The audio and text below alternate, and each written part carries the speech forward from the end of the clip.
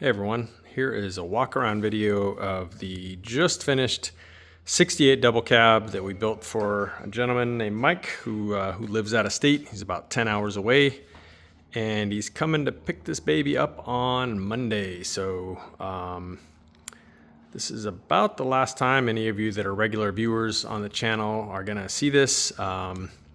I'm gonna release this video on Saturday the 14th, so you will see it on the Friday the 13th, by the way, episode of Day in the Life of Vintage Classic Specialist. But I'm gonna film this video tonight and squirrel it away and publish it tomorrow, Saturday. So anyway, yes, Saturday will be the last time you'll see this car. Anyway, so huge project, just a tad over 11 months to complete. The car came in with the complete paint and body done, but it was basically pretty much a rolling chassis that had no other real assembly at all. The front end was kind of together, the back end was kind of together, and that was about it. Lots of parts, mountain of parts, and a rolling, very nicely painted shell. I get asked a lot about the gates for this, which is obviously the sides of the bed and then the tailgate. So these have, for those of you that aren't familiar with these, they kind of have like a domestic truck with a folding down gate, but they have that on three sides, which I think makes them way more useful than the typical American truck, because those gates actually, they fold down all the way against the body. So you can pretty much get them completely out of the way. And then you can load things from any of the three sides onto the bed of these trucks. And then since the bed is sort of elevated, you don't have fender wells like you do on a typical American truck. So the bed is pretty much all usable space as far as being flat. And again, when the sides are folded down, you can load it from any side. Anyway, long story short, he still has the gates.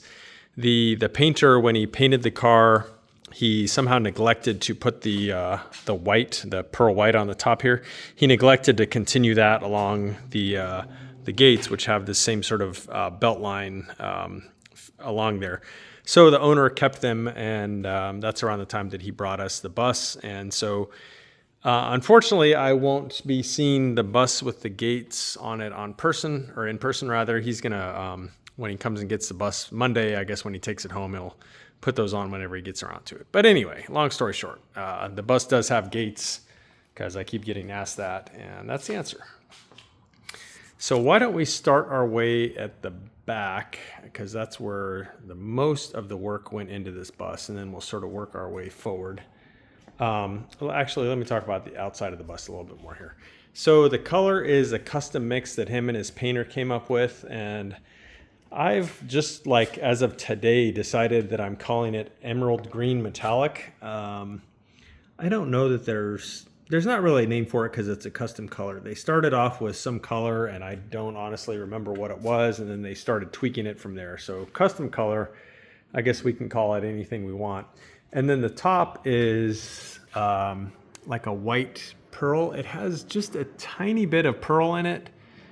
So it's very subtle, which I like. I don't like it when people overdo the pearl and you see all these like very bright tones of purple and pink and stuff. It's very subtle that it's even pearlescent at all. So good job to those guys on the paint for sure.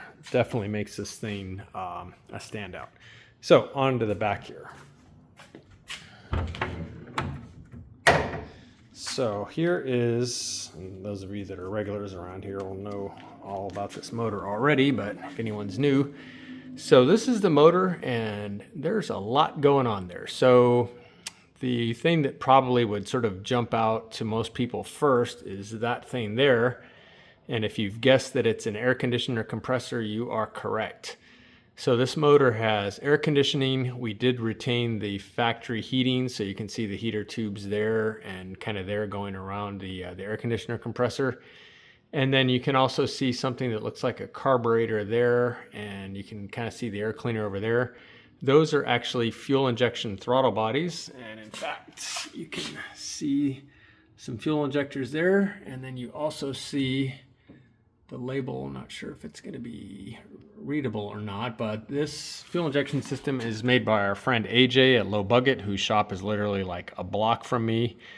And this is actually the first of these systems that he built. So all of his previous systems were a single center mount type setup. This was his first dual IDF style setup, and so this bus got the very first one, which is kind of cool. And let me tell you guys, this thing runs amazing. This has got to be the smoothest VW motor that I think I've ever driven. There is not even a hint of any kind of flat spot or anything. And I know that especially IDF carburetors and Doloros and stuff, you can get them pretty smooth, but I'm telling you, it's not like this. This thing is almost weird how smooth it is. And I mean that in a good way, not weird in a bad way. It's amazing to drive. It's so smooth and so predictable. No little hiccups, no flat spots, just smooth power all the way around. The engine itself, or the sort of internal part, was a 2110 engine CC kit that came from Jason at Air Cooled Vintage Works. You can look it up. You can buy this exact same long block. And then we bought pretty much everything else for the motor also from Air Cooled Vintage Works, except for the intake and the fuel injection that again came from AJ over at Low Bucket. And it does have a very beautiful A1 stainless steel exhaust with a big fat muffler over here. It's a little loud, but not too loud. To me, it's got a very nice tone, and inside the car, doesn't drone or anything at all. So really a perfect exhaust for this thing. You know, supports the displacement of this motor beautifully. Sounds kind of tough, but not obnoxious in the least bit. So anyway, yeah, that's the fuel injection system. The air conditioner system came from Gilmore Enterprises, located in Las Vegas. Unfortunately, the owner over there, Sean, passed away not too long after we got this kit, actually. And so I think his family, I guess, is trying to sell the business. I'm really hoping that someone buys that business, because this air conditioning kit is amazing. It's so complete and so well thought out with all the brackets and so on it, and it works beautifully. And I can't say enough about this air conditioning system. So hopefully somebody will take that business over. Anyhow, so that's the motor. Yeah, pretty much in a nutshell. Got a breather box there that I added recently, and the small pulley there is obviously the pulley which is a work of art in its own. That's the pulley that runs the AC. And what else? Some various fuel injection things. That's a fuel injection fuel pressure regulator. That thing there controls the idle air that maintains idle speed. And that's about it. So the transmission, I will just briefly show you here. It was, we didn't build the transmission. The owner had the transmission built, but we did a lot of paint and detailing on it. It was just kind of like a dull black color when we got it. And this car is so nice, we decided that it needed kind of some freshening up. So we painted it gloss black and did the ribs on it and stuff, as you see. So wanted the underside of the car to be as beautiful as the rest of the car, and the transmission just wasn't quite there. So we kind of brought it up a level. So that's that. As you probably noticed, the bumpers are chrome, so the owner had that done. Really nice looking chrome job on those.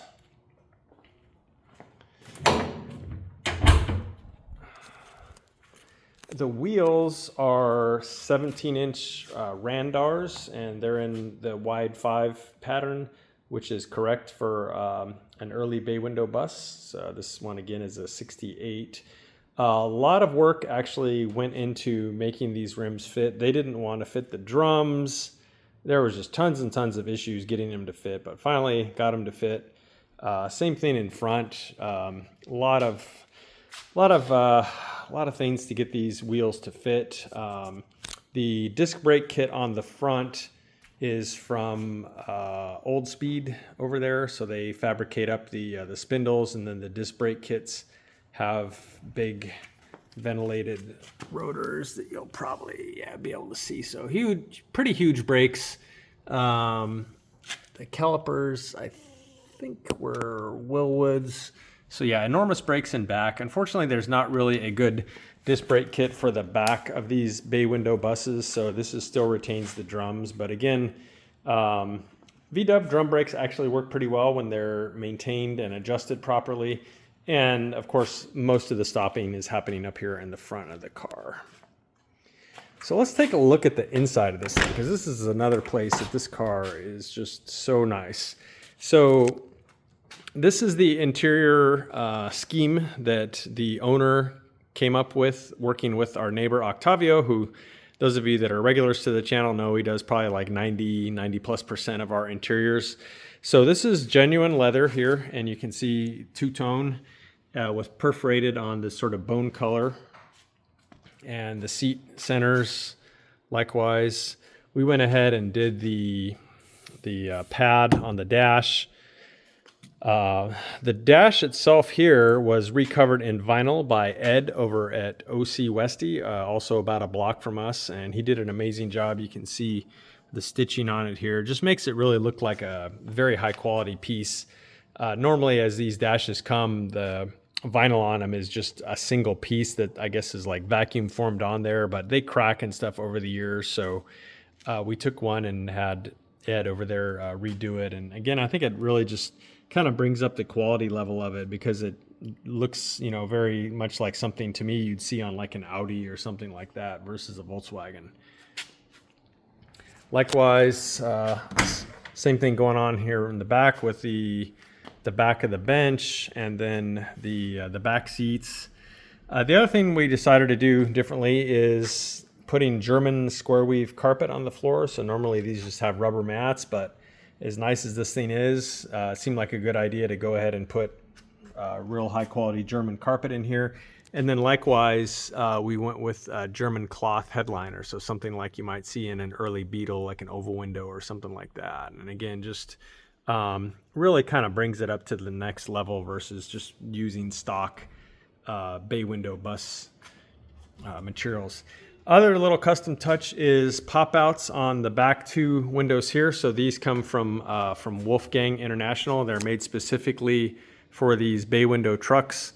They look a lot like the pop outs that you'd see on an earlier bus, but they're completely different, at least as far as their size and stuff. And the thing that those guys recommend doing is mounting them opposite. So you can see this one opens up this way, the other one opens the opposite way, and that's what they recommend for best airflow. This one you have to actually mount this way, otherwise the latch would hit on the door here when you open it. So this one you have no choice, but that one, again, they recommend putting it the opposite of this one to get better airflow through the car and less, you know, noise and stuff like that. So around the front here, nothing too remarkable up here, just pretty much stock, except again the chrome bumper, and then we did go with like European style turn indicators, which have clear lenses. I think it just gives it kind of a cleaner look versus having this kind of random orange indicators up here. To me anyway, it looks cleaner and kind of goes better with the headlights and the chrome bumper. What else? Yeah, I think that is pretty much it. Stock mirrors, stock, you know, window scrapers and molding and stuff like that. We stuck with all that. I think that's it, guys. So lots of details on here. Again, about an 11-month build, and that is coming in with the car already painted, but putting in that air conditioning system, and I should mention there were some delays in getting the system itself, so that sort of added to the overall build. Likewise, the fuel injection system, since this was the first of its kind coming out of AJ's shop, some delays there, but overall, yeah, about 11 months, maybe 11 months in 1 week or something like that, doing this complete build. A little bit long for us, because normally we do complete restorations like this 67 Beetle here take about a year start to finish, and that's including paint and body. But Again, lots of custom work here, and then some waiting on parts. But anyway, hope you guys enjoyed this, and yeah, if you ever happen to see this at a show or anything sometime, then stop and say hi to the owner. Super nice guy, and I'm sure he'd love to show you his car. So that's it, guys. Say goodbye to this one, and we'll see what we're going to bring in next. Thanks for watching.